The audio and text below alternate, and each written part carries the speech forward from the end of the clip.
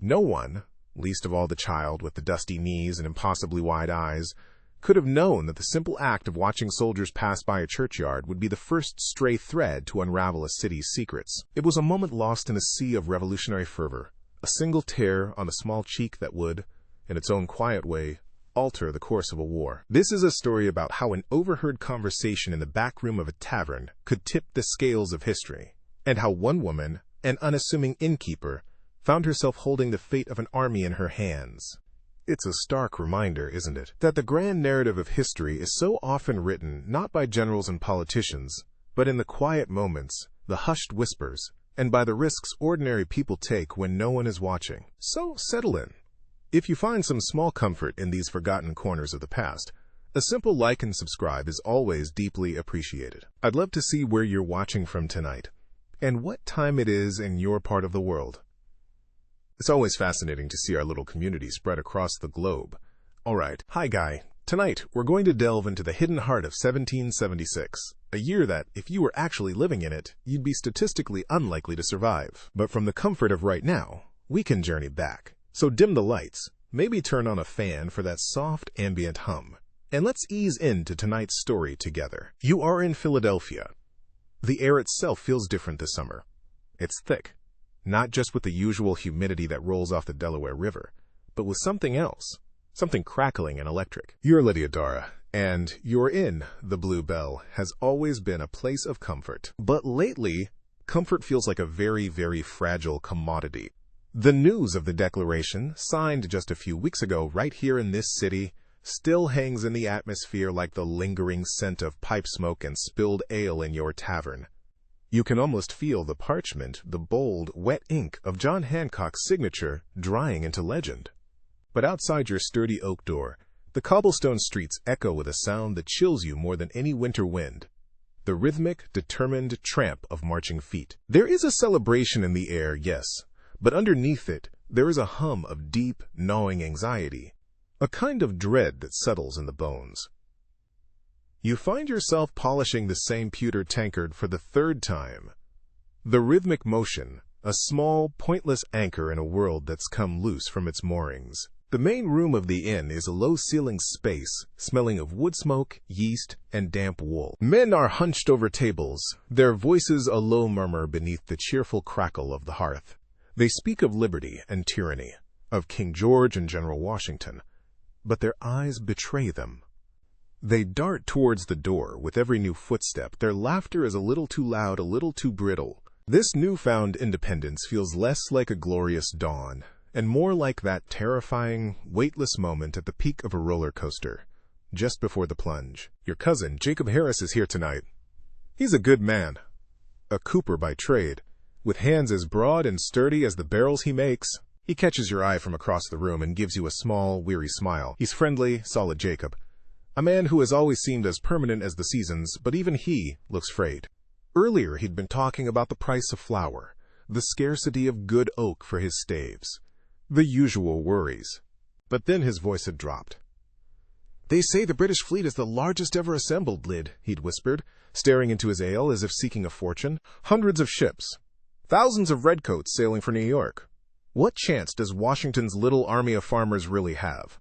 Quote, "You had no answer for him then, and you have no answer for him now. You just offered him another drink. It's what you do. You are Lydia Dara, innkeeper.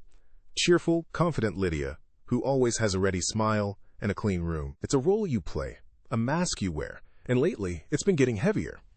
Because you hear things. You're a ghost in your own establishment, refilling a glass here, clearing a plate there, and the men, they forget you're listening.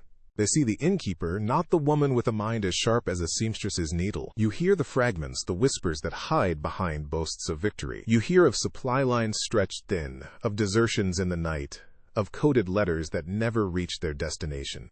Just last week, 2 merchants, their faces pale and slick with sweat, spoke in clipped Dutch, thinking no one could understand. But you'd grown up in a house of trade. You understood enough. The landing at Kips Bay, a complete rout. They ran like scared rabbits. Quote, "These whispers are the currency of fear, and your inn has become a bustling exchange. You collect these fragments of dread like a thrifty housewife collecting scraps of cloth, not yet knowing what terrible quilt you might be forced to sew. A man at a corner table clears his throat, his sharp gaze sweeping the room. You know him. Gideon Lewis, a member of the new Committee of Safety. He's a patriot, of course, a hardworking man dedicated to the cause, but there's a hardness to him, an insatiable curiosity that feels less like passion and more like hunger. He misses nothing. He's the opposite of you. Where you fade into the background, he leans forward, his eyes cataloging every detail, every nervous tick, every whispered word. He nods at you, a gesture that feels more like an assessment than a greeting. You feel a prickle of unease. He's a hunter of traitors and spies, and in a city like this, the line between a concerned citizen and a suspect is perilously thin. You excuse yourself, needing a moment away from the oppressive heat and the even more oppressive tension. You step out the back, into the small, walled garden where you grow your herbs. The evening air is a small mercy. You can still hear the distant sounds of the city, but out here you can also hear the crickets. You can see the first stars pricking the hazy twilight sky. It's almost peaceful. It is this search for peace that leads you, a short while later, towards the Christchurch burial ground. It's not a place you typically seek out, but it's quiet, and it borders the makeshift hospital that's been set up in the parish hall. You tell yourself you're just stretching your legs, but you know you're drawn to the stillness. The iron gate groans as you push it open. The churchyard is a place of sleeping stories, the weathered stones marking the final chapters of generations, but now it's a place of waiting. The scent of chamomile and fever hangs in the air, drifting from the open windows of the hospital. You can hear a low moan, a man's voice calling for his mother. The reality of what Jacob said, Washington's little army of farmers, hits you with the force of a physical blow. Those are the boys in there. The cost of all the loud talk in your tavern is being paid in quiet agony right here. And that's when you see him. A small boy, no older than 8, is standing near the low stone wall that separates the cemetery from the street. It's Jacob's youngest, Thomas. He should be at home. You start to call his name, but the word catches in your throat. He's utterly transfixed. Down the street they come, a column of Continental soldiers. But these aren't the proud, polished men from the parades.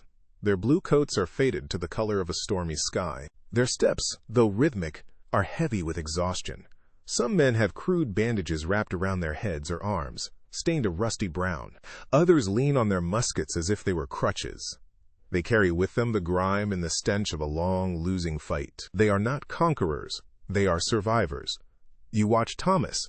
He isn't waving a flag. He isn't cheering. He's just watching. His small face, usually a whirlwind of motion and mischief, is perfectly still, a canvas of conflicting emotions. You see the awe in his eyes, the childish wonder at the sight of so many soldiers, the gleam of their bayonets in the falling dusk, but you also see the fear, a deep, instinctual fear that recognizes the weariness in their march, the hollowness in their eyes. He sees that these are not the heroes from the stories. These are men, tired and hurt, marching towards a future no one can promise will be bright. As the last of the weary soldiers passes, a single, fat tear escapes from the corner of Thomas's eye. It traces a clean path through the grime on his cheek, a silent, glistening tribute to the terrible, beautiful, frightening sight. He doesn't make a sound, he doesn't wipe it away. He just stands there, a lone, small witness to the true cost of independence. And in that moment, something inside you shifts. The cheerful innkeeper, the passive listener, the woman who polishes pewter tankards to avoid thinking, she recedes. Vague anxieties and overheard whispers in your tavern suddenly have a face. They have the face of the boy in the hospital moaning for his mother. They have the weary faces of the marching soldiers. And they have the tear-streaked face of your cousin's child, who is seeing the world for what it is, not what he's been told it should be. The sight steals you. It transforms your moodiness into a quiet, cold resolve. You are still afraid, but now your fear is secondary. Your primary feeling is a fierce protective motivation. You look from the boy to the street and back again, and you understand with a terrifying clarity that keeping your head down is no longer an option. The war is not in some distant field. It is here, in a quiet churchyard, reflected in a child's tear. And you, Lydiadora, are standing right in the middle of it. You walk forward, your shoes silent on the moss-softened earth between the graves. The air is cool on your skin. You place a gentle hand on Thomas's shoulder.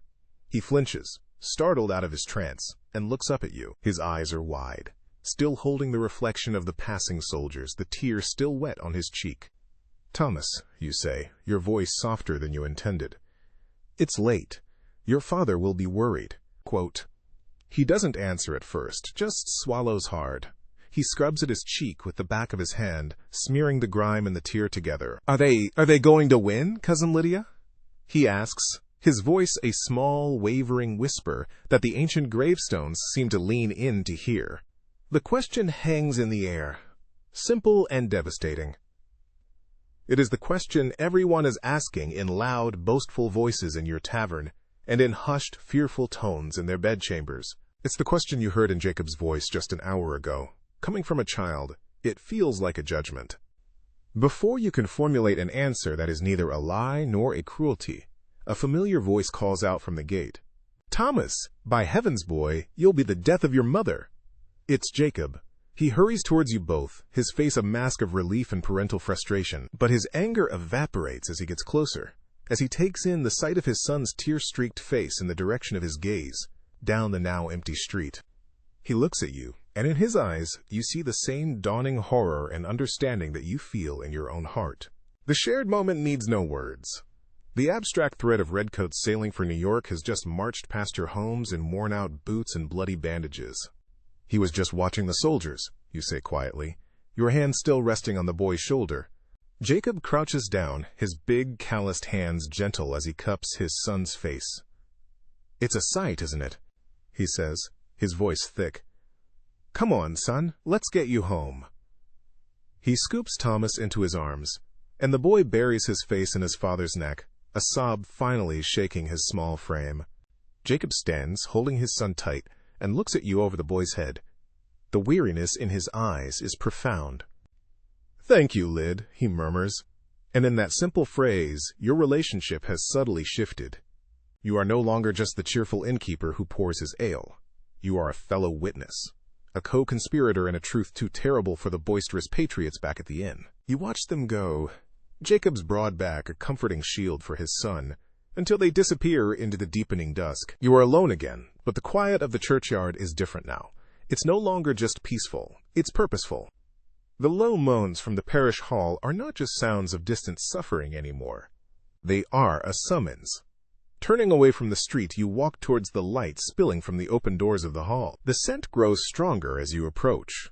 A sharp, clean smell of lye soap and vinegar mingling with the cloying sweetness of blood and the earthy aroma of chamomile and yarrow being steeped for poultices. You hesitate at the threshold, a world away from the familiar scent of your own hearth. Inside is a scene of organized chaos.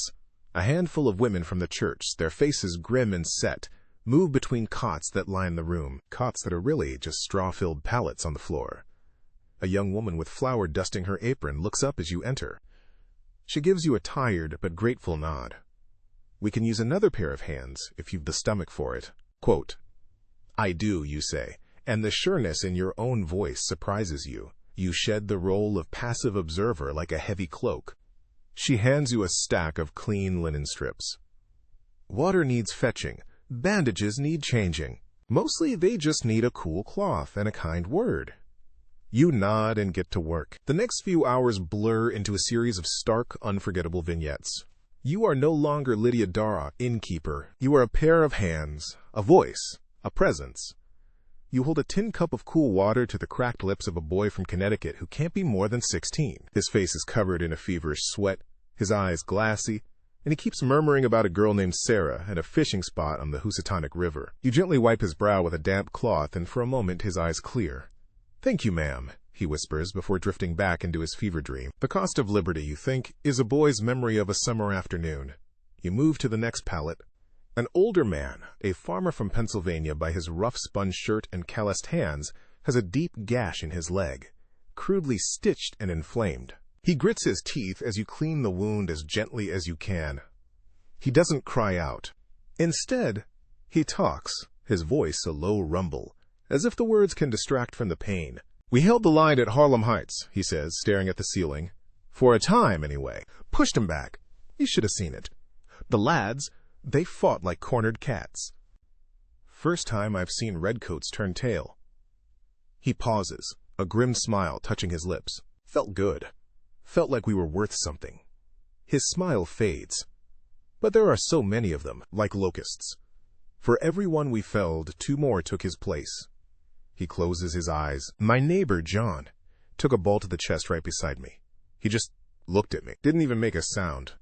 You finish wrapping his leg with a clean bandage, your hands moving with the steadiness you didn't know you possessed. You are collecting these stories, these fragments of bravery and terror. They are heavier than the whispers of merchants in your inn, heavier and more real. These are not rumors. They are testaments, paid for in blood.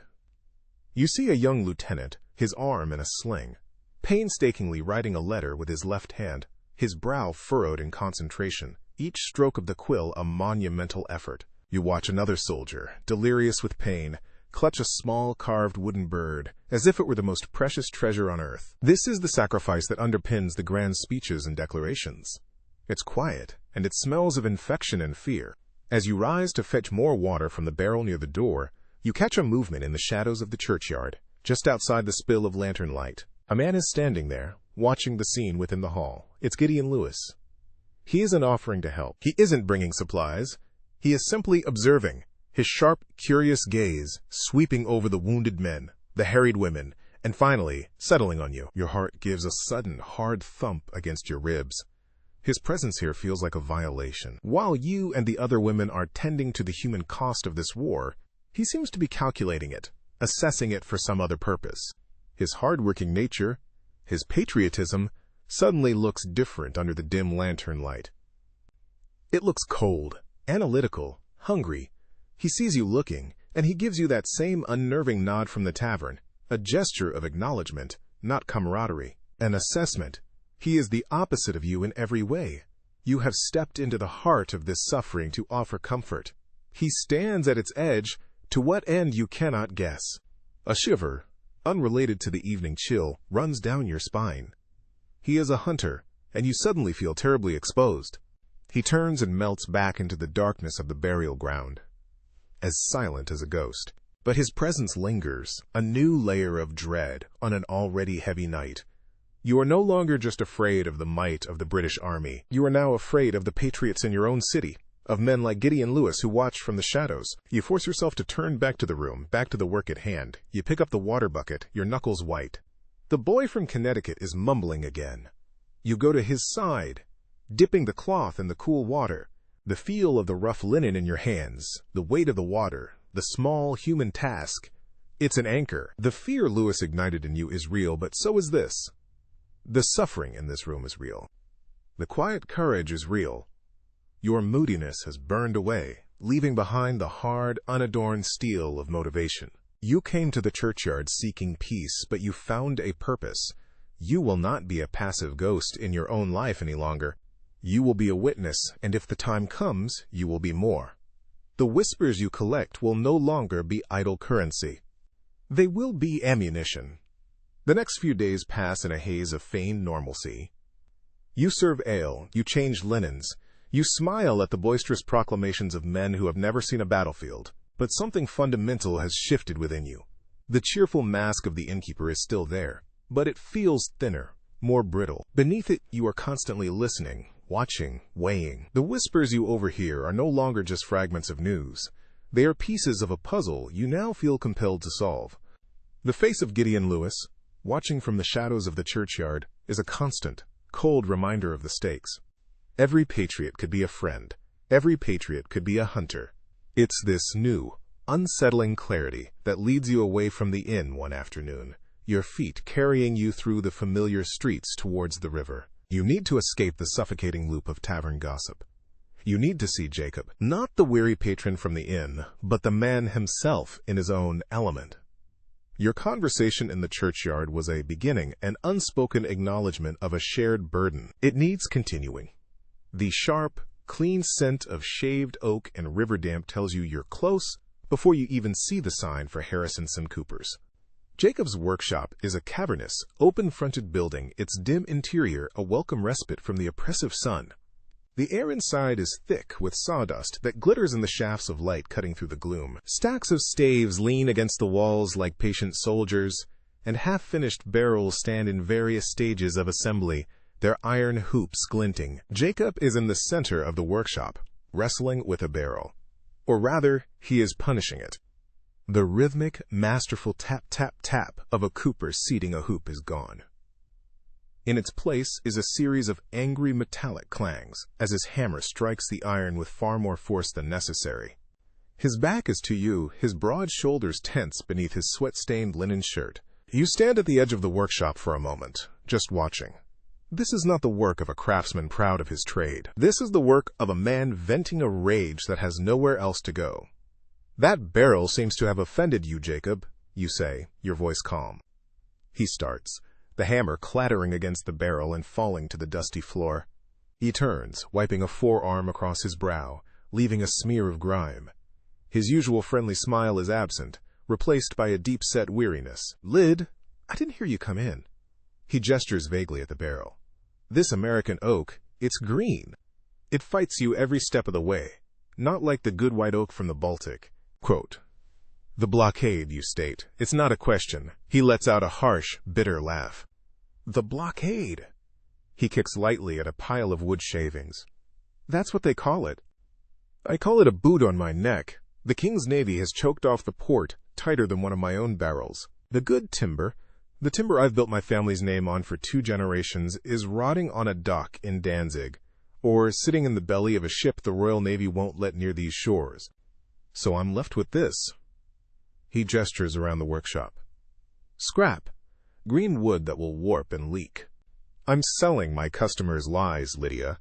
Barrels that will taint their flour and spill their rum." "And for what?" He doesn't wait for an answer.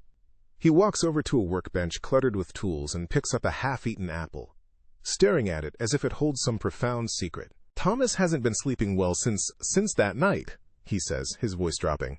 "He has nightmares, wakes up crying about the men with the dirty faces." "He saw the truth of it," you say softly. "Most men in this city still think it's a parade." "It's a funeral procession," Jacob mutters, throwing the apple core out into the street. "And we're all marching in it. Do you know what Gideon Lewis asked me yesterday? Right in the market, in front of everyone. He asked when I would be delivering the lot of water casks. I promised the committee for the militia." Quote, "The name sends a familiar chill through you. What did you tell him?" "I told him what I told you. The wood is no good." But he just smiled, that thin smile of his.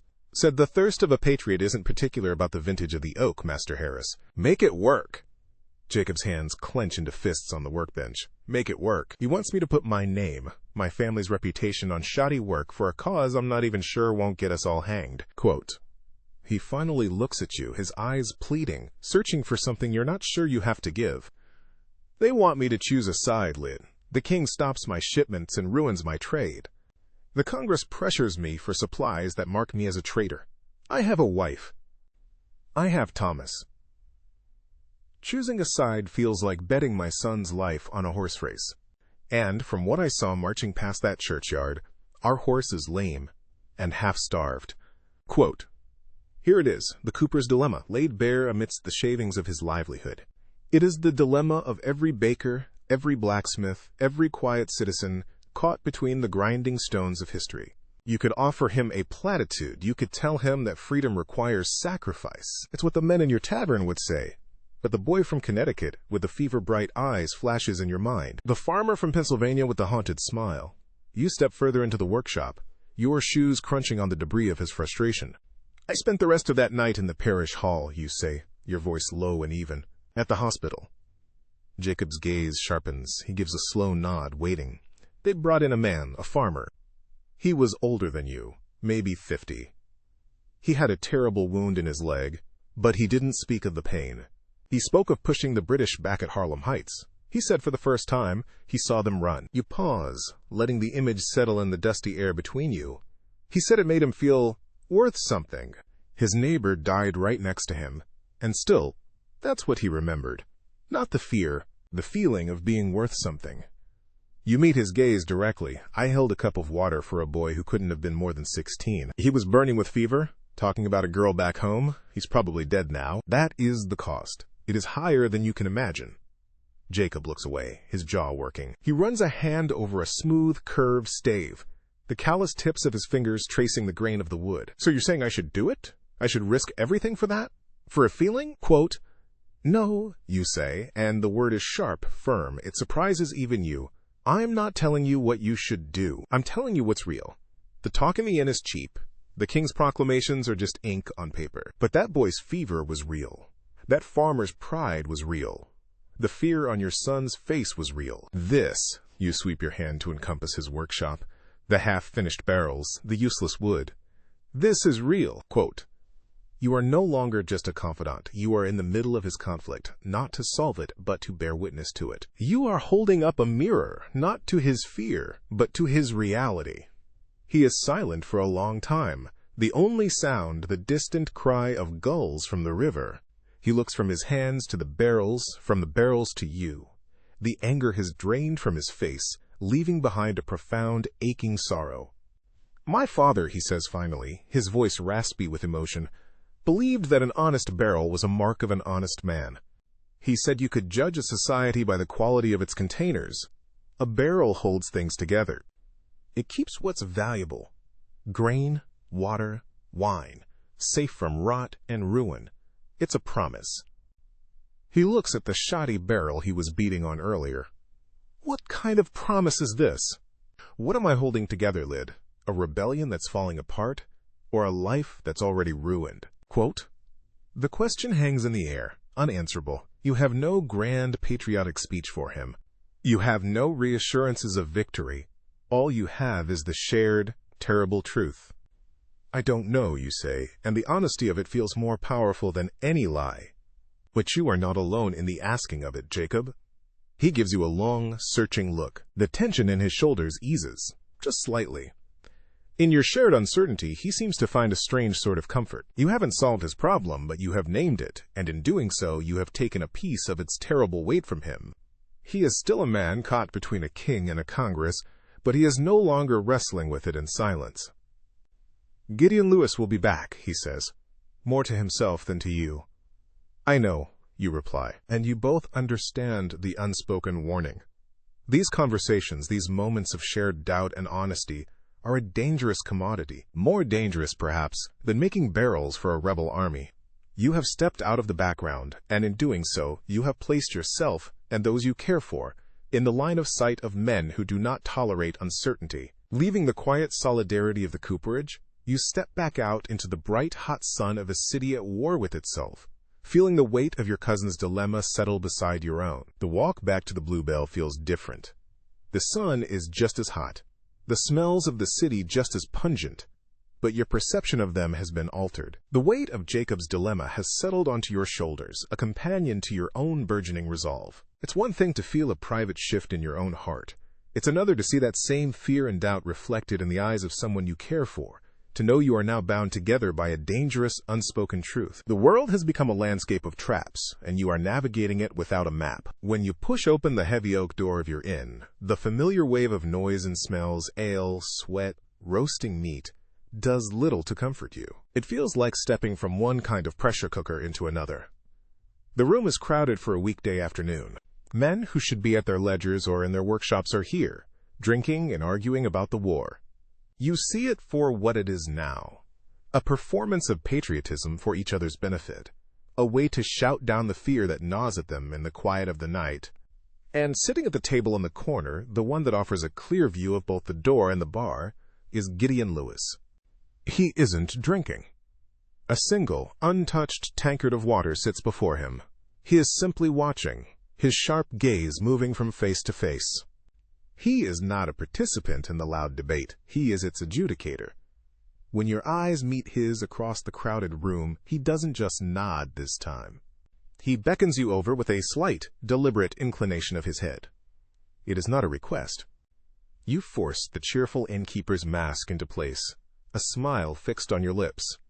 You weave through the tables, your practiced movements, a shield against the sudden thumping in your chest. "Mr. Lewis," you say, your voice bright, "can I get you something stronger than water today? A man of your responsibilities needs fortification." "My responsibilities are what keep me clear-headed, Mrs.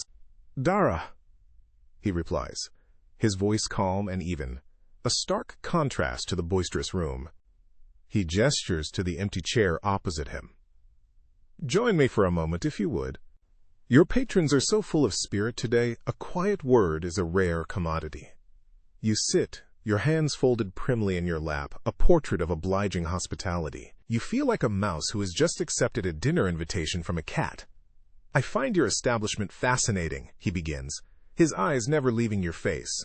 A true crossroads of the city. One can learn a great deal just by listening to the talk. Quote, "Men need a place to speak their minds freely, Mr. Lewis. It is the very principle we are fighting for, is it not?" You counter smoothly. "Indeed," he says, a faint smile touching his lips. It doesn't reach his eyes. But in times like these, one must be careful. A free mind can be a powerful weapon for the cause. It can also be a hiding place for sedition. The line is thin. You, of all people, must see that. He leans forward slightly, his voice dropping. You hear so much. The worries of the merchants, the boasts of the soldiers, the fears of the craftsmen. A woman in your position becomes a repository of the city's secrets. The word repository hangs in the air, cold and clinical. He's not complimenting you, he's labeling you. A container to be inspected. I am an innkeeper, sir. My only secrets are my recipes. His smile widens, but it's all teeth. Of course. Forgive my curiosity. It is the nature of my work. For instance, I saw you the other evening, at the Christ Church burial ground. The blood drains from your face, a cold tide pulling away from your skin. You fight to keep your expression placid. I was taking the air. As was I, he says. A grim place.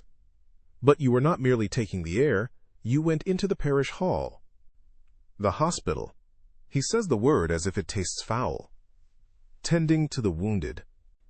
An admirable act of charity, to be sure, but some might wonder at your choice of company. Those men are not the city militia. They are from Washington's army, an army in retreat, full of deserters and malcontents, if rumor is to be believed. Quote, he's twisting it. Your act of compassion, born from the sight of Thomas's tear, is being reframed as a political allegiance, a questionable association. They are boys, Mr. Lewis, wounded and scared. I doubt they have the strength for sedition. Quote, perhaps not. But they talk, he presses, his gaze unwavering. They speak of their officers, their supplies, their morale. Information that a loyalist, a spy, would find most valuable. He lets the accusation hang there, a foul vapor between you. Are you suggesting I am a spy, Mr. Lewis? You ask, your voice dangerously quiet. You infuse it with just the right amount of incredulous offense. He holds up his hands in a gesture of placation. Not at all, Mrs. Dara. Merely pointing out the dangers of unguarded compassion. The Committee of Safety must consider all possibilities. We must be vigilant. These are treacherous times. He shifts in his chair, his focus changing as if he were a lawyer, moving to a new line of questioning. Your cousin, the Cooper, Jacob Harris. I spoke with him recently. He seems a troubled man. Quote, your heart hammers against your ribs. He's connecting you to the hospital. To Jacob, he is weaving a web.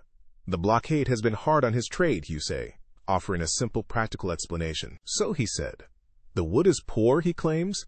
Yet a true patriot would find a way to make it work for the cause, would he not? One's personal profit, one's reputation, seems a small price to pay for liberty. He picks up his water tankard finally and takes a slow, deliberate sip, his eyes watching you over the rim. I hope for his family's sake, his troubles do not lead him to unfortunate conclusions about where his loyalty should lie. Quote, it is a threat, elegantly wrapped in the language of patriotic concern. A threat against Jacob, a threat meant for you. He is showing you his power, showing you that his gaze penetrates not just the walls of your inn, but the lives of those you care about. He is warning you that your sphere of influence is also his, and he can squeeze it at will. He places the tankard down with a soft click. Thank you for the chat, Mrs. Dara. You've been most illuminating. He stands, nods once, and walks out of the inn, leaving a profound silence in his wake. A vacuum that sucks the warmth and noise from the room. You watch him go, feeling as though you've just survived a storm. Over the next few days, the shadow he cast during that conversation lengthens, creeping into every corner of your life. It's not just a feeling anymore. It is a palpable presence. You notice that Mr. Abernathy, a talkative tailor who always shared the latest political gossip with you, now merely nods and pays for his drink in silence. Two merchants you've known for years, who used to argue loudly about the exchange rate, now conduct their business in tense whispers, casting furtive glances your way. Gideon Lewis doesn't even have to be here. He has planted the seed of suspicion, and it is taking root in the fertile soil of the city's paranoia. Your inn, once a sanctuary of community, is becoming an island, and you are being isolated on it. One evening you are clearing a table when you overhear a hushed conversation.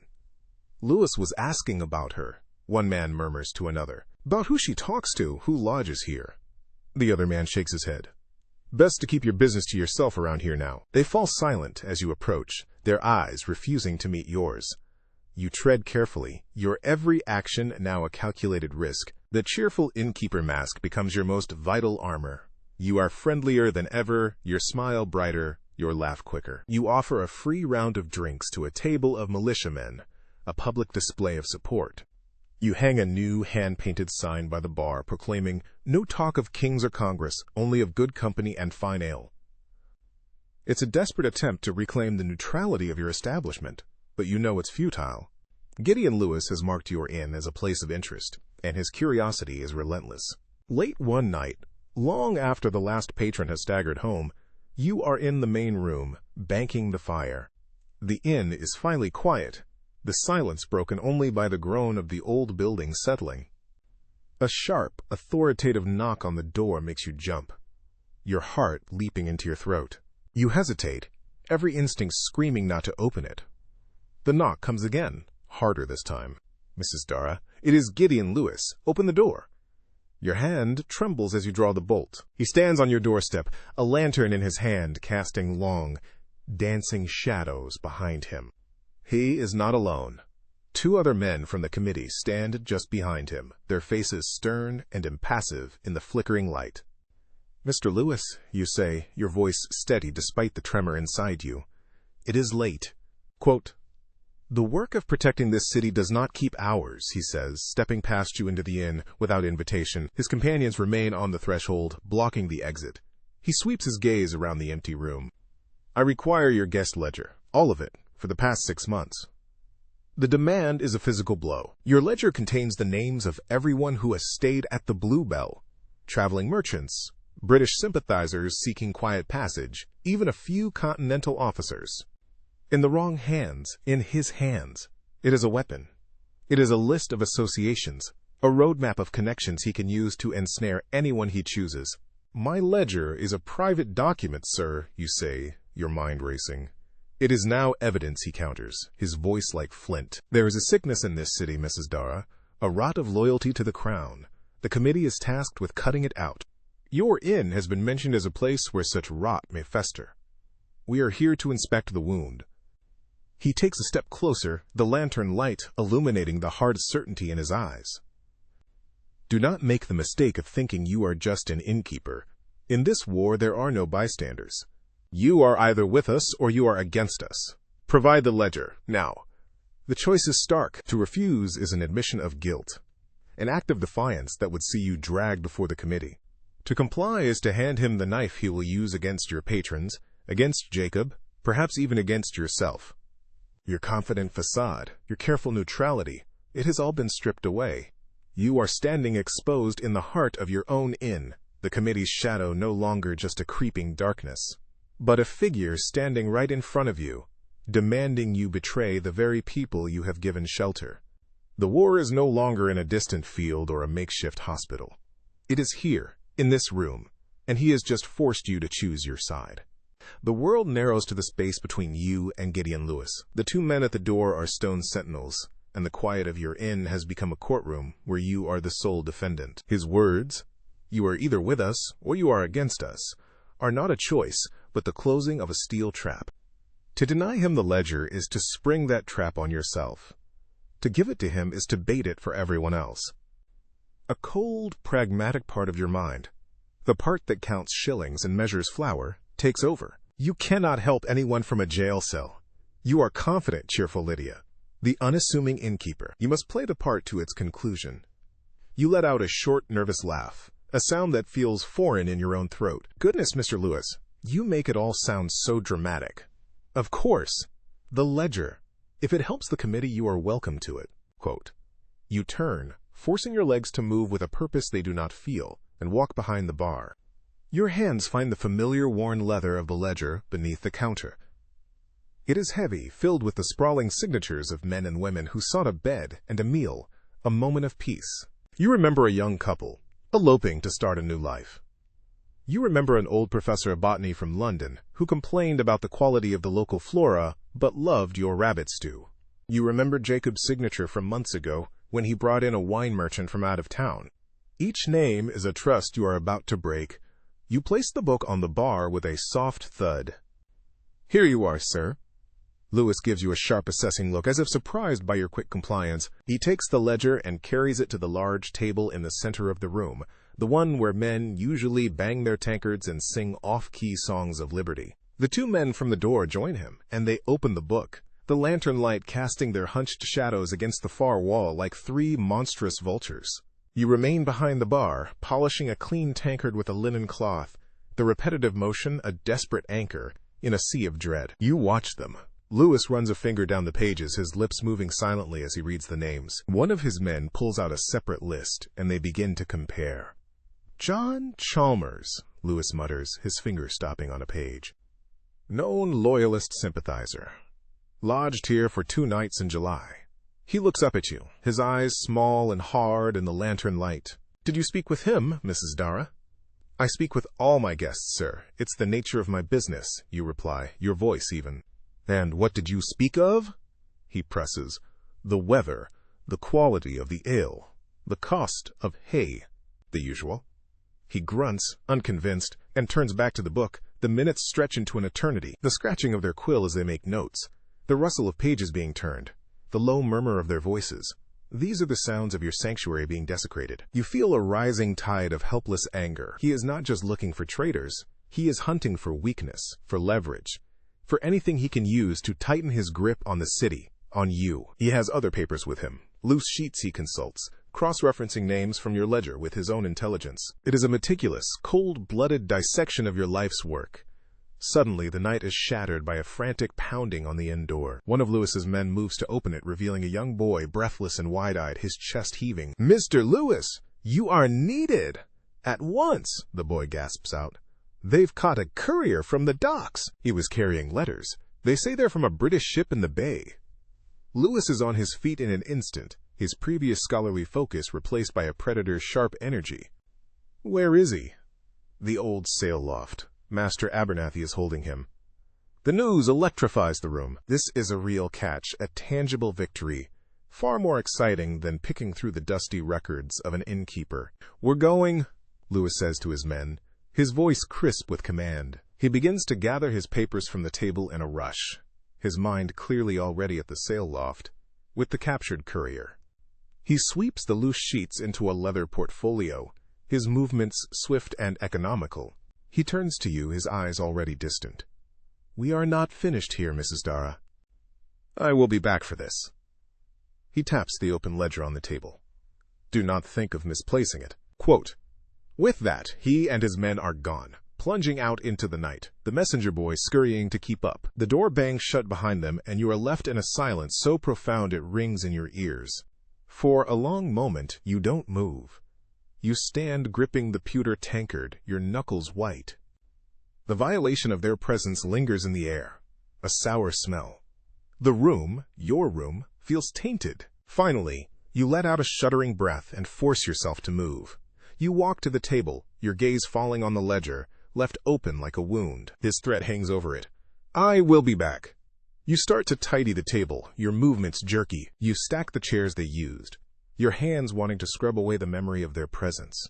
As you bend down to straighten a rug they rumpled, your eyes catch something on the dark floorboards, half hidden in the shadow of the table leg. It's a single sheet of paper, folded twice, one of his. In his haste to get to the captured courier, one of his precious, secret papers must have fluttered to the floor, unnoticed. Your first instinct is to leave it, to burn it, to pretend you never saw it.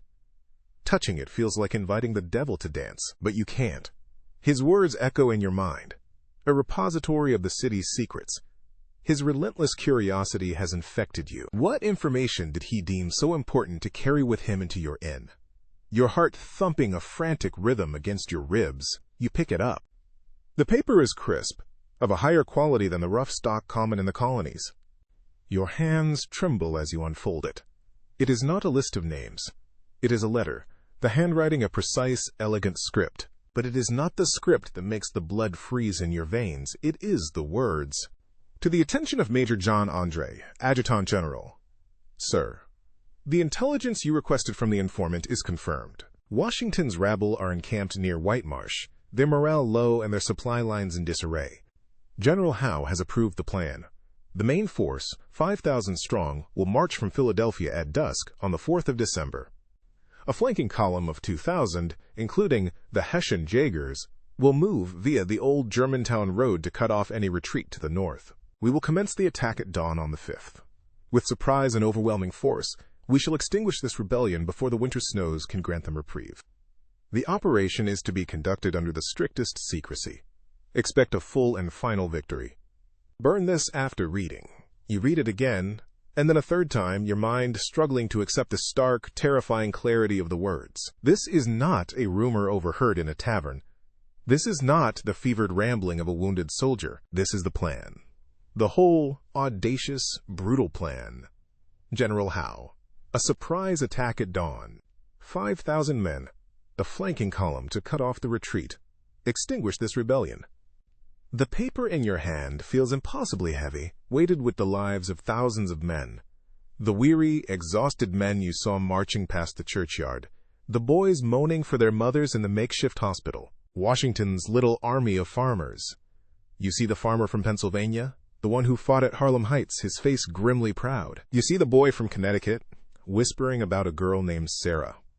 This letter is their death sentence. You sink into a chair, the letter clutched in your hand. The cheerful, confident innkeeper, the woman who sought only to keep her head down and her business afloat, is gone forever. In her place is a woman holding a secret that could decide the fate of the war. Gideon Lewis, in his hunt for petty traitors and loyalist sympathizers, had been blind. He had been so focused on the whispers of the past recorded in your ledger that he had dropped the blueprint for the future on your floor. The irony is a bitter pill. He, the great patriot, the hunter of spies, has accidentally delivered the most vital piece of intelligence imaginable into the hands of the very person he suspects.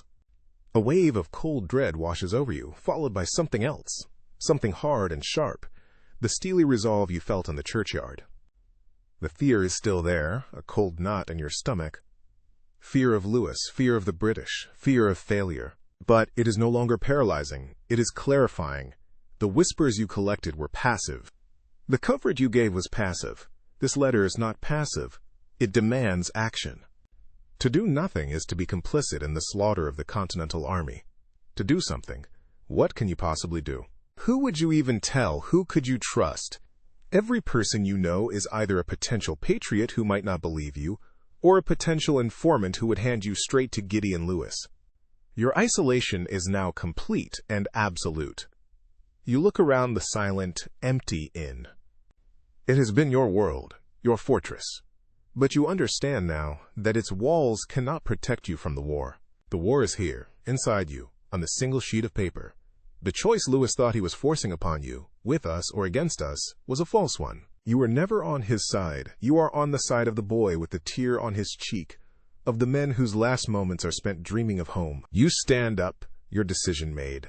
You walk to the hearth, where the embers of the fire still glow. For a moment you hold the letter over the heat, your hand trembling. Burn this after reading. That was the instruction, the safest thing to do. To destroy the knowledge, and with it, the responsibility. But you pull your hand back. You cannot. To burn the letter would be to burn them. You fold the paper carefully. The sharp crease is a testament to the sharp turn your life has just taken. You are Lydia Dara. You are an innkeeper. And you are now the keeper of a secret that could save an army, or cost you your life. You slip the letter into the pocket of your apron. Its weight a constant, terrifying reminder. You don't know how, but you know what you must do. The whispers are over. It is time for a voice. Your voice. The silence in your inn is a living thing. It presses in on you, thick and heavy, punctuated only by the frantic beat of your own heart, and the faint, whispering sigh of the dying embers in the hearth. The letter is a square of heat in your apron pocket, It feels less like paper and more like a brand, searing its terrible message directly onto your skin. 5,000 strong. Flanking column. Extinguish this rebellion. You glance towards the door, half expecting Gideon Lewis to burst back in, his sharp eyes already knowing what he has lost, what you have found. The thought sends a jolt of pure ice through your veins. He will be back. He said so himself. And when he returns, he will find the ledger waiting, but the most damning piece of evidence will be gone. He will know. The clock on the mantelpiece, a steady companion for years, now seems to mock you. Its every tick, a countdown to discovery, a countdown to slaughter. You have hours, perhaps a day at most. White Marsh. You know the area, a stretch of rolling hills and woods northwest of the city. To a person on foot, it is a formidable distance. To an army, it is a day's march. To you, tonight, it is an impossible journey that you must somehow make possible. How? Your mind, accustomed to the logistics of running an inn, begins to work, frantically sorting through impossibilities. You cannot simply walk out. The city is a prison after curfew. British patrols are everywhere, and their questions are not idle. You need a reason so simple, so mundane, that it would be beneath suspicion. A woman's reason. A domestic chore. Flower. The word forms in your mind, a small, perfect seed of a plan. The Frankfurt Mill, northeast of the city.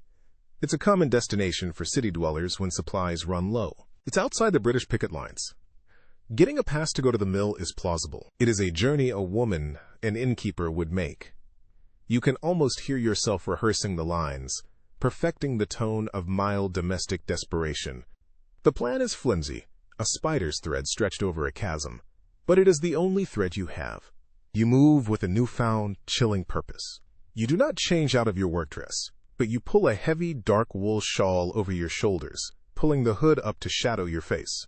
You find a large, empty flour sack and fold it neatly, a prop for your performance. You look at yourself in the small, warped looking glass by the door. The face that stares back is pale, the eyes wide with a terror you cannot allow to show. You force the muscles of your face into a semblance of weary determination. You are Lydia Dara, innkeeper, worried about her morning bread. You must believe it. So they will believe it. You slip the letter from your apron and tuck it deep inside your bodice, against your skin. It lies there, a secret heartbeat next to your own. Taking a final look around the quiet room that has been your life, you unbolt the door and slip out into the cold, damp dark of the Philadelphia night. The street is empty, a canyon of dark stone and deeper shadows. The air is sharp with the smell of coal smoke in the nearby river. Every shuttered window looks like a watching eye. Every gust of wind whistling down an alley sounds like a pursuing footstep. You force yourself to walk, not run, your steps measured, and even on the slick cobblestones. Running attracts attention. Running is for the guilty. You are just a woman going to the mill. You repeat it to yourself, a desperate mantra. You turn onto 2nd Street, keeping to the shadows of the buildings. In the distance, you hear the rough laughter of soldiers and the clang of a dropped musket. You freeze, pressing yourself into a darkened doorway, your breath catching in your throat. A patrol. 4 redcoats, their white cross belts ghostly in the moonlight, march down the center of the street. Their bayonets are silver needles, stitching the darkness together. They are loud, confident, the conquerors of this city. You make yourself small, a part of the architecture, praying the deep shadows of the doorway are enough to swallow you. They pass without a glance, their heavy booted footsteps fading into the night. You wait until the sound is completely gone before daring to breathe again, your whole body trembling with the aftermath of fear. This is the reality of your journey. Every corner is a potential confrontation, every shadow a hiding place. You navigate the labyrinth of sleeping streets, your senses stretched to a painful degree. You are no longer in your city, you are in enemy territory, a spy in your own home. The face of Thomas, your cousin's boy, his cheek stained with that single, silent tear flashes in your mind. It hardens your resolve. This terror is for him. It is for the boy from Connecticut and the farmer from Pennsylvania. Finally, you reach the edge of the city, where the cobbled streets give way to a muddy road. Ahead, A single lantern burns, marking the British checkpoint at the Frankfurt Road. This is the true test. Beyond this light lies the countryside, and a chance. But before it stand the men with the guns and the questions. 2 sentries stand beside a crude wooden barrier. A young officer with a tired, arrogant face sits on a stool beside the lantern, a list on a clipboard in his lap. You approach, slowly, the empty flour sack clutched in your hand like a shield. "Halt! State your name and business," one of the sentries barks, his musket held ready. You stop, letting the hood of your shawl fall back slightly so they can see your face. You summon every ounce of your practiced confidence. The cheerful hostess who can handle a roomful of drunks. "Good evening, sir," you say, your voice tinged with a weary frustration you don't have to feign. "My name is Lydia Dara. I am the keeper of the Bluebell Inn." The officer looks up, his gaze sweeping over you with disinterest. "It's past curfew, Mrs. Dara. The roads are closed." "I know, sir, and I do apologize for the hour," you say, injecting a note of pleading. "But General Howe's officers have been so enthusiastic in their patronage. A blessing for business, to be sure, but my larder is bare. I have not a cup of flour left for the morning's baking. The army must have its bread." You give a small, self-deprecating smile. "I was hoping to get to the Frankfurt mill before the morning rush." Quote, you hold up the empty sack as proof. It's a simple, believable story, a domestic crisis. The officer hesitates, looking from your earnest face to the empty sack. He is young. He probably has a mother who worries about such things. "It is irregular," he says, though his tone has softened slightly. "General Howe values his fresh bread, it's true." He picks up a quill. "I will issue you a pass, but you are to go directly to the mill and directly back at dawn.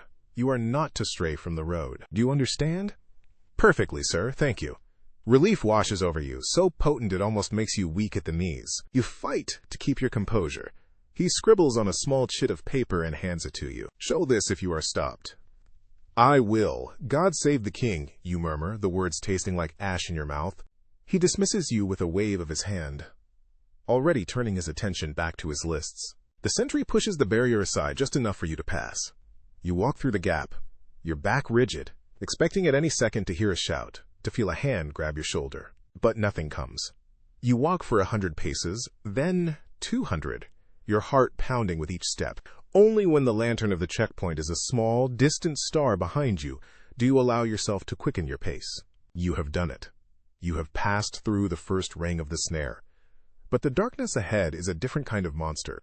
The road dissolves into a muddy track flanked by skeletal trees whose bare branches claw at the moonless sky. The sounds of the city are gone, replaced by the hoot of an owl and the rustle of unseen things in the undergrowth. Out here, there are no patrols to hide from. There is just emptiness, and the knowledge that this no-man's land between the two armies is haunted by its own dangers. Deserters from both sides, loyalist militia who watch the roads, men who would slit your throat for the shoes on your feet. You clutch the pass in one hand and the flour sack in the other, walking as quickly as you can, the mud sucking at your boots with every step. The cold seeps into your bones now, a damp, penetrating chill that has nothing to do with the night air. You are utterly alone. The weight of the secret in your bodice seems to grow heavier, a physical burden pulling you down. Every snapped twig, every mournful cry of a night bird, sends a fresh spike of fear through you. You think of Jacob, his face etched with worry in his workshop. You think of the warmth of your inn, the crackle of the hearth. It feels a world away. Hours pass. The moon is a pale sliver, offering little light. Your legs ache, and a raw blister is forming on your heel. But you cannot stop. The imaginary ticking of the clock in your inn has been replaced by the rhythm of Howe's army, marching in your mind. Left, right, marching toward Whitemarsh. Marching toward a massacre you might be the only person on earth who can prevent. The thought is both terrifying and invigorating. Your fear has not lessened, but it has been joined by a fierce, driving energy. You are no longer just a frightened woman. You are a messenger. You are a weapon. And you are in a race against the dawn. The road ahead is a river of mud, swallowing the faint starlight and reflecting nothing back. Your boots make a thick, sucking sound with every step, a noise that seems impossibly loud in the dead quiet of the countryside. This is a fool's errand.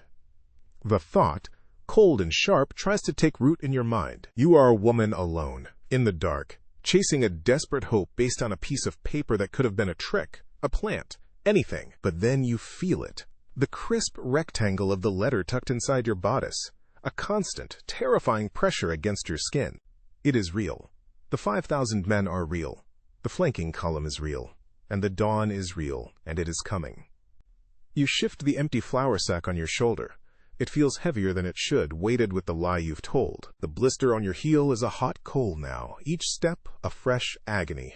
You bite your lip, tasting the salt of your own sweat and fear, and force yourself onward. You picture the faces in the parish hall, the ghosts of boys who deserved more than a pallet of straw to die on. You walk for them. You walk for Thomas, so that he might grow up in a world where the sight of soldiers is a memory, not a constant threat. The cold resolve you found in the churchyard is the only thing keeping you warm now. Ahead, a flicker of light dances between the trees. Not the steady glow of a checkpoint lantern, but the shifty, uncertain flame of a torch. You stop dead, your heart a frantic drum against your ribs. Your instincts scream at you to dive into the ditch, to hide in the thorny brush that lines the road. But the officer's pass is for the road, and only the road. To be found skulking in a ditch would be an admission of guilt. You pull the hood of your shawl lower, take a steadying breath, and continue walking, your simple lie your only armor. 2 men step out from the shadows of a great oak, blocking your path. They are not redcoats. They are dressed in rough civilian clothes, but they carry muskets with a familiarity that speaks of more than just hunting. Their faces are hard, grimed with dirt and suspicion, their eyes catching the torchlight like wary animals. Local militia. Loyalist militia, more dangerous than soldiers because they are guided by zealotry, not just orders. Well now, what have we here? The taller one says, his voice a low growl. He holds the torch high, its light flickering across your face. A bit late for a stroll, isn't it, mistress? I have a pass, you say, your voice steadier than you feel. You hold out the chit of paper the young officer gave you. The second man, shorter and stockier, snatches it from your hand. He squints at it in the poor light. Frankfurt Mill. Signed by some poxy lieutenant who's probably drunk on his mother's milk. This ain't worth the paper it's printed on out here. He spits on the ground near your feet. The officer assured me it was sufficient, you say, forcing a note of indignation into your voice. You are Lydia Dara, a respectable innkeeper, not some vagrant to be accosted on the road. I am on an errand to supply my inn. The British command are frequent guests, and I can assure you, General Howe is a man who appreciates a fresh roll with his breakfast. You let the name hang in the air, a carefully chosen stone to throw. The tall one's eyes narrow. The Bluebell, you say? Heard of it. Heard it's a place where rebels and patriots do a lot of talking. Quote, I'm a businesswoman, sir. I don't choose my patrons' politics, only their coin, you reply coolly, meeting his gaze. And their coin is spent on bread made with flour I intend to fetch from that mill. Quote, the short man steps closer, his gaze dropping to the flour sack on your shoulder, then to your person. You travel light for a woman with such a big task. Maybe you're carrying something else? Messages for the rebels, perhaps? This is the moment. The precipice. You feel the letter against your skin, a burning secret. You have to deflect, to turn their suspicion into something they understand, something base. You give a short, humorless laugh. Messages? Sir, the only thing I'm carrying is a sore heel and a temper worn thin by this war. If you think I'm risking my neck in the dark for anything other than my livelihood, you're mad. Now, if you'll excuse me, the mill won't be open all night. You make to step around them. The tall man puts a hand on the barrel of his musket, not aiming it, but barring your way. Not so fast. We might just have to search you, make sure you're as honest as you claim. His eyes travel over you in a way that makes your skin crawl. Your blood runs cold, but your anger is hotter. The confident innkeeper, the woman who can quell a bar fight with a sharp word, rises to the surface. You will do no such thing, you snap, your voice ringing with an authority that surprises even yourself. I am a respectable widow under the protection of the king's army, and I will not be handled by ruffians on a public road. You lay a hand on me, and I will make a report to Major Andre himself when I return to the city. I hear he takes a very dim view of civilians who overstep their authority. You've gambled again, dropping another name you overheard at the inn. Major John Andre, a powerful man, adjutant general, the very man the letter you carry was addressed to. The irony is so thick you could choke on it. The two men exchange an uncertain look. Your confidence, your righteous indignation has given them pause. They are bullies, used to preying on the fearful. They are not prepared for a woman who stands her ground and threatens them with their own commanders.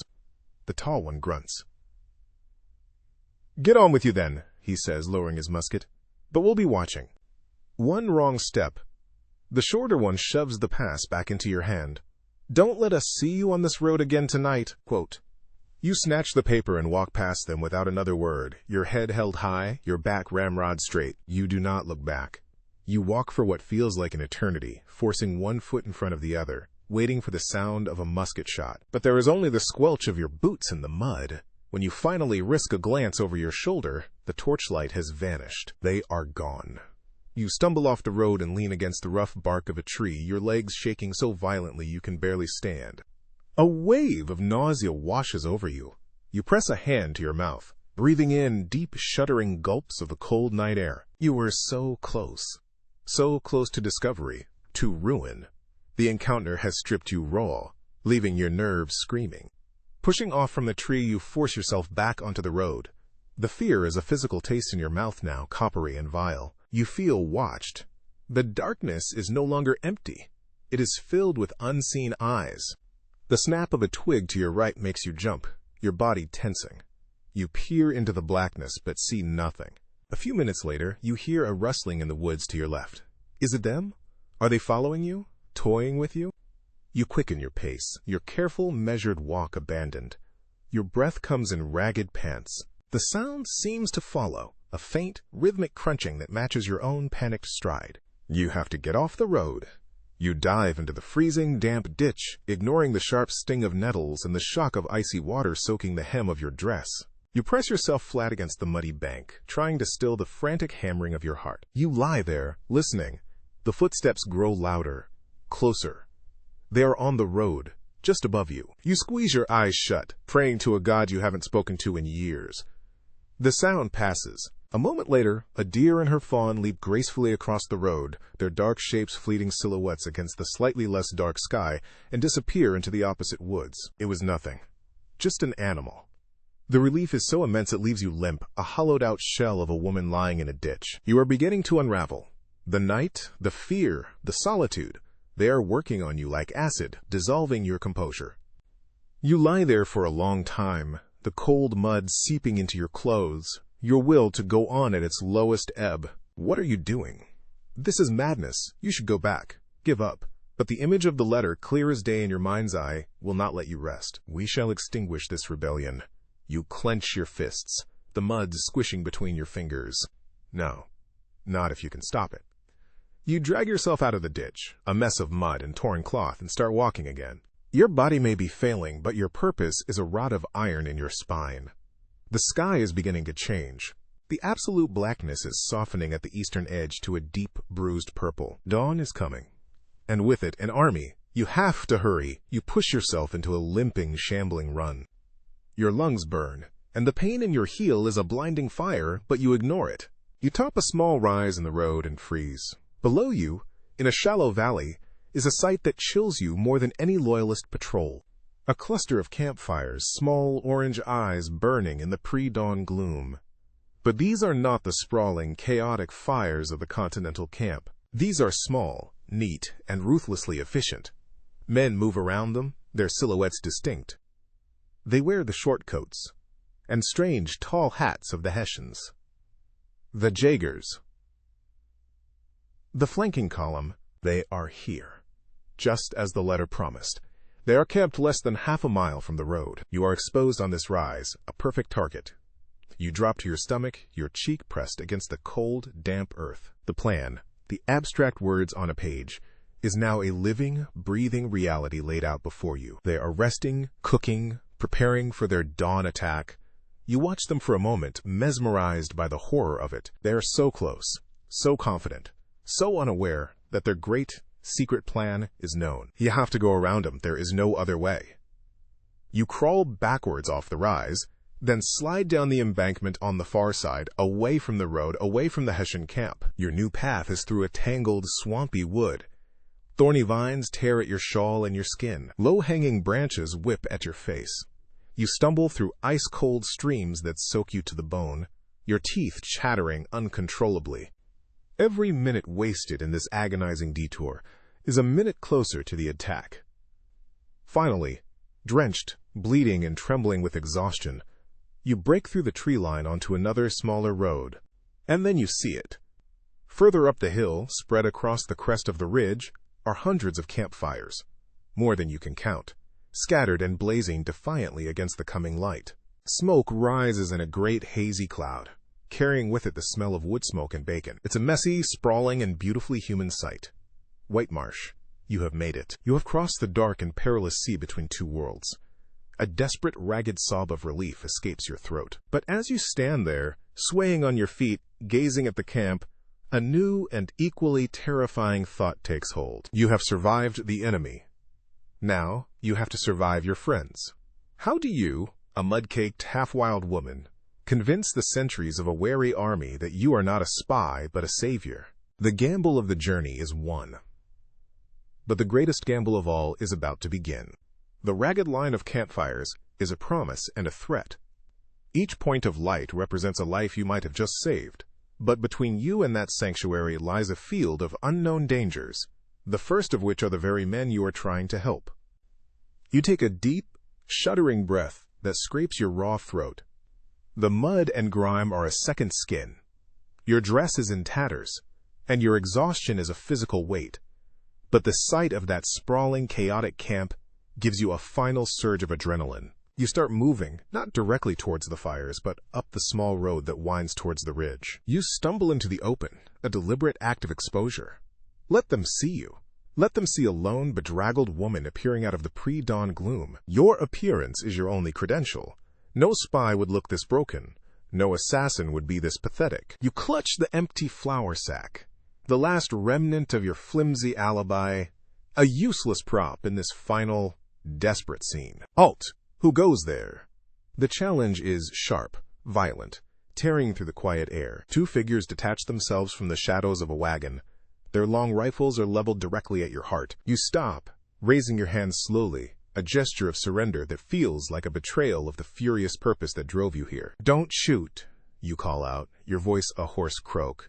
I needed to speak with your commanding officer. Quote, the two sentries advance on you, their movements cautious, their eyes narrowed with suspicion. They are young, barely more than boys, with faces made old by fear and hardship.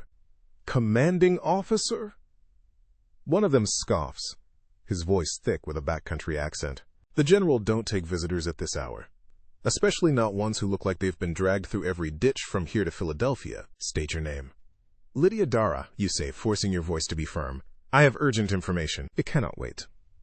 Information, the other sentry snorts. He circles you, his rifle never wavering. What kind of information? That the British are a day's march away? We know that, mistress. Quote, closer, you say, the word a desperate whisper. They're closer than you think. They plan to attack at dawn. The first sentry laughs, a harsh, humorless sound. They're always planning to attack at dawn. You a fortune teller now? Or just a madwoman? Turn around and go back the way you came. You don't understand, you plead, taking a half-step forward. Both rifles snap up, stopping you cold. There's a flanking column. Hessians, 5,000 men from the city. They mean to trap you here. To end it, you have to listen to me.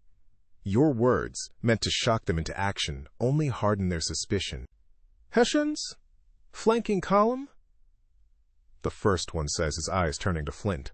Sounds like something a spy would say to spread panic. How would a woman like you know such things?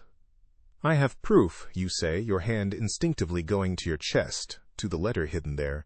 Then show us, the second sentry demands. You hesitate. To show them the letter is to risk them taking it, dismissing it, destroying it. It is for the general's eyes only. Your hesitation is all the proof they need. A spy, the first one says with grim certainty. or a whore sent to distract us. Tie her up. Panic, cold and absolute, seizes you.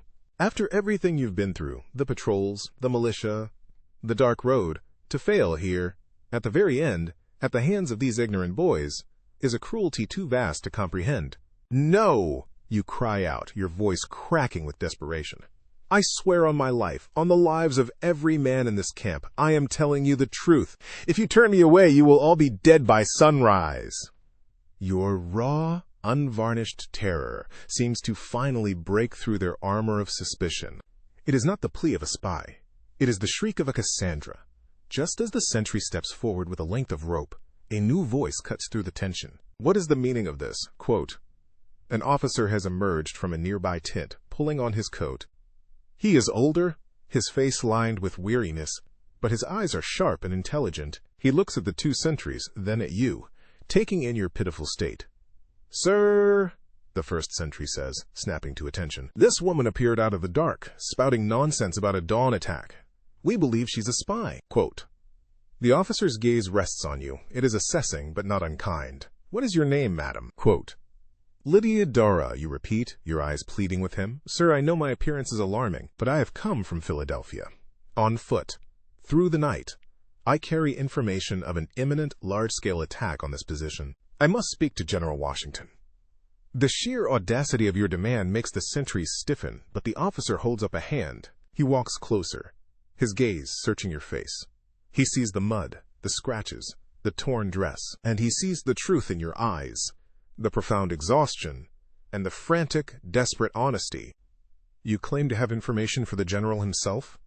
He asks, his voice low. I do. And if you delay me, sir, you will have the blood of this army on your hands. I swear it. He is silent for a long moment, weighing the risk of believing you against the catastrophic risk of being wrong. You can see the war in his eyes, the conflict between protocol and instinct. Finally, he gives a curt nod. I am Major Talmadge, he says. You will come with me. You two, he gestures to the sentries, guard her. If she makes a single move I do not command, you will shoot her. Is that understood? Quote, yes, sir, they reply in unison. Relief so profound it is physically painful washes through you. You have cleared the final hurdle. You are inside. Major Talmadge leads the way, you and your two guards following like a small, grim procession. You walk past rows of tents where men are beginning to stir, their sleepy murmurs turning to curious stares as you pass. You are a spectacle, the mad woman of the dawn, but you don't care. You are on your way. He leads you to a large farmhouse at the center of the camp, its windows glowing with candlelight. Sentries at the door step aside as the major approaches. He pushes the door open and gestures for you to enter. You step from the biting cold into a room thick with the heat of a roaring fire, the smell of pipe smoke, and the palpable weight of command. Several officers are gathered around a massive table covered in maps, their faces grim in the flickering light. And standing at the head of the table, his back to the fire, is a man taller than the rest, his presence filling the room. Even bowed by the immense strain of his command, there is an unmistakable air of authority about him. General George Washington turns his head as you enter. His eyes, a pale, piercing blue, fix on you. They are the eyes of a man who has seen too much defeat, shouldered too much responsibility. They are utterly weary, but they miss nothing. Major Talmadge? Washington's voice is deep, resonant, and strained. What is this? Quote, Sir, the major says, his voice formal, this woman, Lydia Dara, was apprehended at the picket line. She claims to have come from the city with urgent intelligence regarding an enemy attack. Quote, every officer in the room turns to stare at you. The silence is absolute, broken only by the crackle of the fire. You feel their collective skepticism like a physical force. Washington steps forward. He is immense, a giant of a man, yet his movements are graceful. Mrs. Dara, he says, his voice softer now but still commanding. You have made a very serious claim. And you have undertaken a very dangerous journey to bring it to us, if it is true. Tell me everything. This is it. You take a breath, and the story pours out of you. You tell them about your inn, about the Committee of Safety, about Gideon Lewis and his relentless curiosity. You tell them about the late-night visit, the demand for your ledger, the captured courier, and the paper he dropped in his haste. Your voice is raw, but it is steady. You are beyond fear now, running on a fuel of pure, unadulterated purpose. When you finish, the room remains silent. The officers exchange wary glances. It is a fantastic story, a tale of chance and happenstance, almost too perfect to be believed. "You say you have proof?" Washington asks, his gaze unwavering. Your hand, shaking now with the release of tension, reaches into your bodice. You pull out the folded, sweat-dampened letter. It feels like you are pulling out your own heart and placing it on the table. You hold it out to him. Major Talmadge takes the letter and hands it to the general. Washington unfolds the paper with his large, capable hands. The officers lean in as he begins to read. You watch his face. You see his expression shift from stern skepticism to sharp focus, then to a grim, chilling comprehension. A muscle feathers in his jaw. When he looks up, his weary blue eyes are blazing with a cold, controlled fire. He holds up the letter. 5,000 men under Cornwallis to march on our center. 2,000 Hessians and light infantry under General Gray to move on our left flank via the Germantown Road to cut off our retreat. He looks around the room at his stunned officers.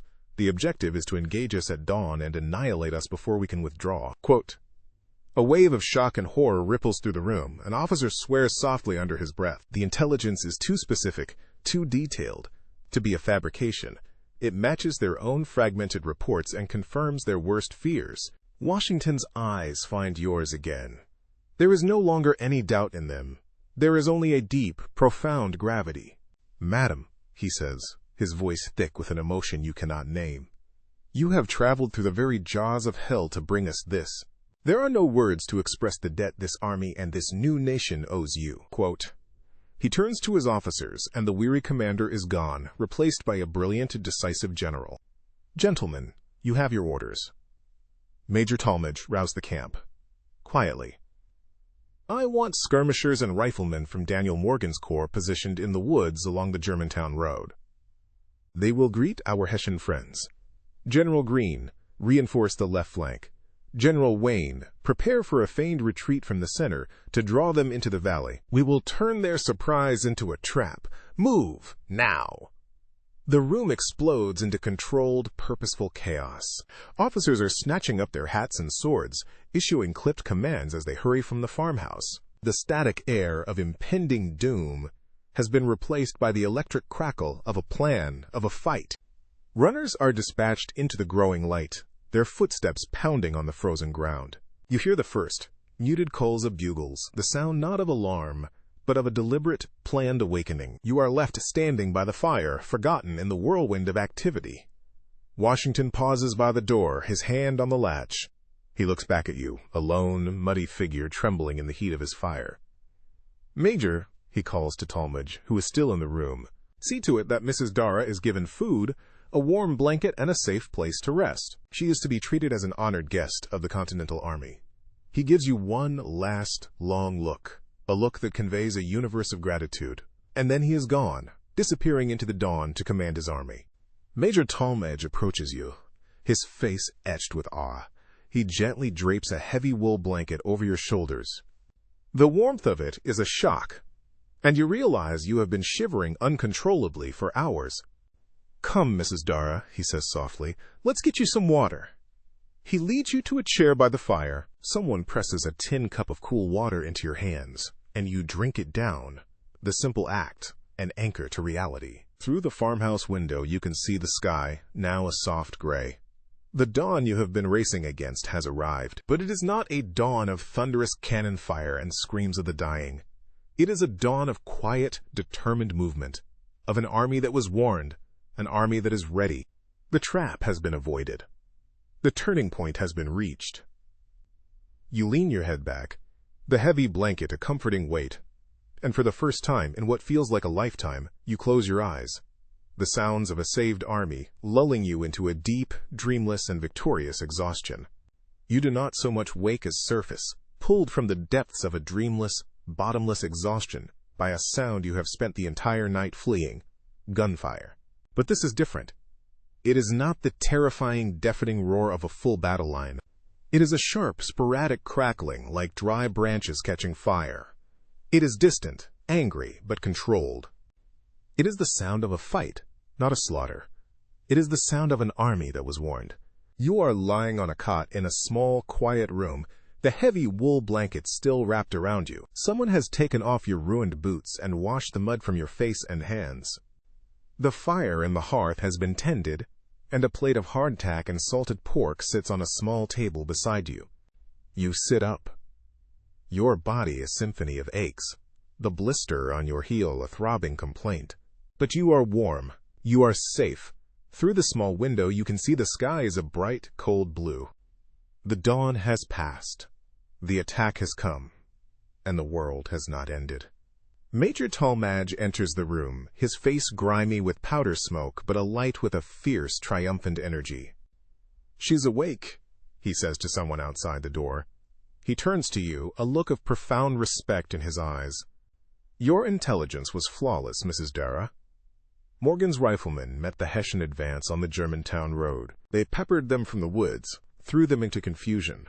The main British force advanced, expecting a sleeping camp, and walked into a wall of cannon fire. They probed our lines for hours, but we refused to be drawn out. They never knew their great flanking maneuver had already failed. He shakes his head in wonder. They are in full retreat back to the city, licking their wounds and wondering how in God's name we knew they were coming. Quote, "The words wash over you, a balm on your frayed nerves. It worked. The desperate, mad dash through the night, the terror and the pain, it all worked." "The men?" you ask, your voice raspy. "We have losses," he says, his expression sobering, "but nothing like what we would have suffered. You saved hundreds of lives today, madam. Thousands, perhaps. You saved the army." The weight of his words is too much to bear. You simply nod. A wave of emotion so powerful it leaves you speechless welling up in your chest. "We must get you back," he continues, his voice becoming practical again. "It is not safe for you here, and you must return to your life as if nothing has happened. Your safety and the integrity of our future intelligence depends on it." He hands you a small, heavy purse. "For your trouble, and for the flour." He gives you a small, conspiratorial smile. "Your alibi is a good one. You should see it through to the end." An hour later, you are sitting in the back of a canvas-covered supply wagon rumbling down the same road you traversed in terror only hours before. You are wearing a clean, simple dress and sturdy shoes, provided by one of the camp women. The empty flour sack sits on your lap. The world looks entirely different in the daylight. The skeletal trees seem less menacing, the muddy road merely an inconvenience.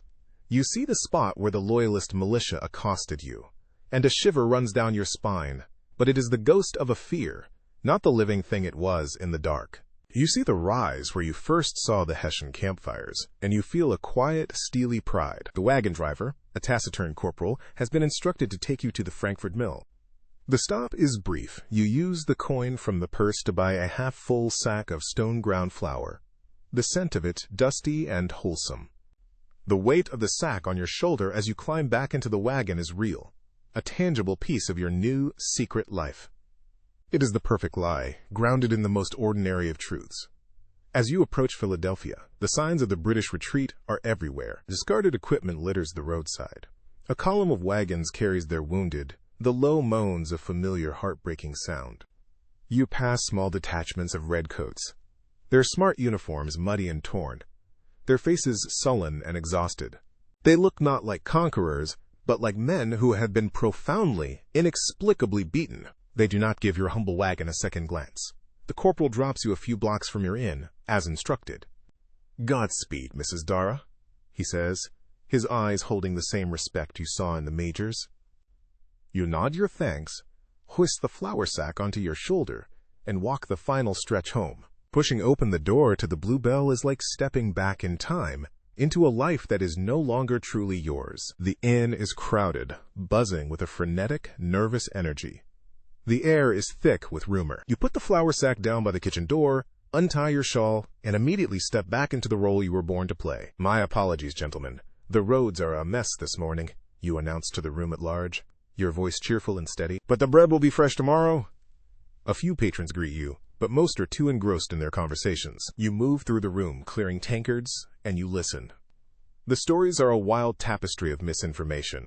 A scout saw them coming, a hero, they say, but no one knows his name. Washington tricked them, led them into a swamp, he did. I heard it was a mutiny. The Hessians refused to fight. Quote, you listen to it all, a faint, secret smile on your lips. Let them have their rumors. The truth is quieter, and it is yours alone. Then you see him. Gideon Lewis is at his usual table in the corner, but he is not calm. He is tapping a restless rhythm on the tabletop with his fingers, his face a thundercloud of frustration. He is staring at the large table in the center of the room, the one where he and his men had opened your ledger. He looks up, and his eyes lock onto yours. He beckons you with a sharp, impatient flick of his wrist. You approach his table, your heart beginning to beat a little faster. This is the final test. "Mr. Lewis," you say brightly, "a trying morning for the king's men, it seems." His eyes, sharp with suspicion, rake over you. "Where have you been, Mrs. Dara?" he asks, his voice a low growl. "To the Frankfurt mill," you say, gesturing to the sack of flour near the kitchen. "I told you my larder was bare." A woman's work is never done, not even when the army is playing at war games in the countryside. You feign a weary sigh. "War games?" he snarls. "This was no game. It was a major offensive. A secret offensive. And it failed. Utterly. Someone warned them." His gaze is so intense it feels like a physical touch. "You were out on the road all night. Did you see anything, hear anything?" Quote, you meet his gaze without flinching, but you widen your eyes with a touch of remembered fear. "It was dreadful, sir. I was stopped by a pair of ruffians, militiamen, who accused me of being a spy. They threatened to search me. I had to mention Major Andre's name just to make them let me pass. I hid in a ditch for nearly an hour. I was so frightened. I saw nothing but mud and shadows, and I heard nothing but my own heart pounding in my ears. I am just grateful to be back in one piece." Your story is a masterpiece of partial truths. The fear was real. The militia was real. The hiding was real. You've simply removed the purpose, leaving behind a tale of mundane misfortune. He stares at you, searching for a crack in your story, a flicker of deceit in your eyes. But he finds nothing but the reflection of a flustered but resolute innkeeper. He has no proof. His dropped letter is his own failure, a secret he can never admit to, and he has no way of knowing you found it. With a grunt of frustration, he slams his hand on the table. "Someone knew," he mutters, more to himself than to you. There is a traitor in this city. He looks at you one last time. "Watch yourself, Mrs. Dara. I will find them." He stands and storms out of the inn, leaving you with the quiet, profound satisfaction of having outwitted the hunter. Later that afternoon, when the inn is quiet, Jacob Harris comes in. He doesn't order a drink. He just walks straight to the bar, his face a mask of worry. "Lydia, my God, your girl said you were gone all night." I've been half mad with fear. You give him a small, reassuring smile. "I had to fetch flour, Jacob. You know how it is." He looks at you, his eyes searching your face. He knows you better than Gideon Lewis does. He knows there is more to the story. The whole city is talking. The British marched out, and they marched right back in with their tails between their legs. They say Washington knew they were coming. He lowers his voice. "Lyd, that night in the churchyard, your face when you looked at Thomas, when you went into the hospital." He doesn't finish the sentence. He doesn't have to. You lean forward, your voice barely a whisper. "The men in the tavern talk of liberty, Jacob. But liberty isn't just talk. Sometimes you have to get your hands dirty, or your feet muddy." You look him straight in the eye. "Their grand plan failed. They are not invincible. Our horse may be lame, but it is not dead. Don't you give up on it yet." Quote, you haven't told him your secret, but you have given him something far more important. Hope. A flicker of his old, friendly smile returns to his face. He nods, a new determination dawning in his eyes. "I have a delivery of water casks for the committee," he says.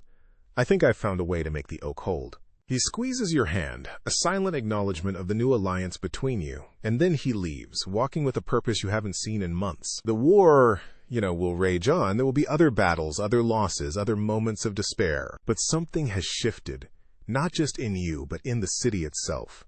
In the days that follow, you feel it. The frantic, brittle bravado in the tavern talk is replaced by a quieter, more stubborn resolve. The gnawing anxiety has given way to a kind of grim determination. The impossible now seems possible. You stand in the center of your inn at the end of a long day, polishing a pewter tankard, just as you did what feels like a lifetime ago. The motion is the same, but you are not. You are no longer just a ghost in your own establishment, a passive collector of whispers. You are a participant, a hidden pillar. You look around at the low-ceilinged room, at the familiar faces of your patrons, and you hold your secret close. It is a warm, heavy weight in your heart. You know, with a certainty that settles into your very bones, that the grand narrative of history was written, just for a moment, not by a general or a politician, but by an ordinary woman who decided to take a walk in the dark. The winter that follows is a quiet one, a season of held breath. The British Army remains coiled in the heart of your city, a lion in a cage it built for itself, but the arrogance is gone. The failure at Whitemarsh has left a stain on their confidence, a nagging question that whispers in the officers' clubs and the soldiers' barracks. The city sleeps under a blanket of snow, the sharp edges of its fear softened by the white drifts that pile against the buildings. The moon, when it appears from behind the scudding winter clouds, casts a gentle silver light on the cobblestones, a light that seems cleaner now, more peaceful. The air in the Bluebell has changed too. The boisterous, brittle patriotism has been tempered into something more resilient. Men still gather, their talk still circles the war, but the tone is different. There is less boastful speculation and more quiet, stubborn resolve. They speak of the miracle at Whitemarsh as a sign of providence, a testament to the righteousness of their cause. A hushed legend is being born right here in your taproom, and you are its silent, invisible author. It was a Quaker farmer, I tell you, a blacksmith insists one evening, banging his fist on the table for emphasis. Heard the plan from a redcoat who'd had too much cider, and he walked the whole way to warn the general. Quote, "Nonsense," a tailor counters, polishing his spectacles. It was one of Morgan's own scouts, a man raised by the Lenape, who can move through the woods like a ghost. He slipped into the city, listened at General Howe's own window, and was back before dawn. Quote, "You place fresh tankards of ale before them, your expression placid, your movements calm. You offer a small smile, the innkeeper indulging the fancies of her patrons. They see you, but they do not see you. They see the woman who provides the ale that fuels their stories. They do not see the story itself, standing right before them in a plain dress and a clean apron.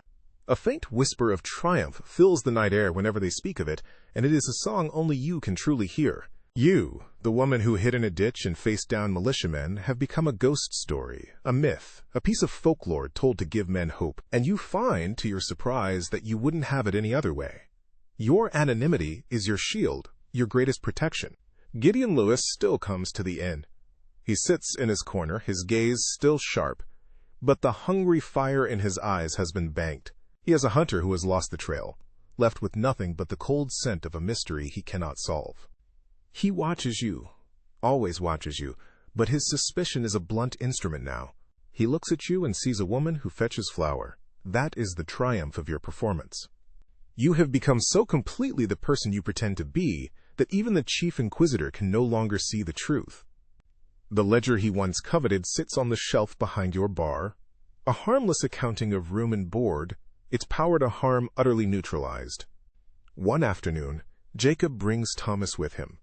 The boy's cheeks are red from the cold, his eyes bright and full of life. He no longer has nightmares of men with dirty faces. He chases your cat through the taproom, his laughter echoing in the quiet space. Jacob leans against the bar, watching his son with a look of profound love.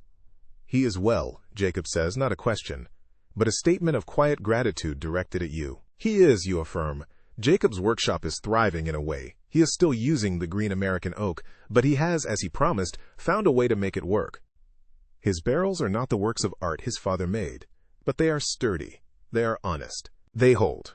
He has become the committee's most reliable supplier, his patriotism measured not in loud words, but in the steady, rhythmic tap of his cooper's hammer. He found his answer not in choosing a side, but in choosing to hold his community together, one barrel at a time.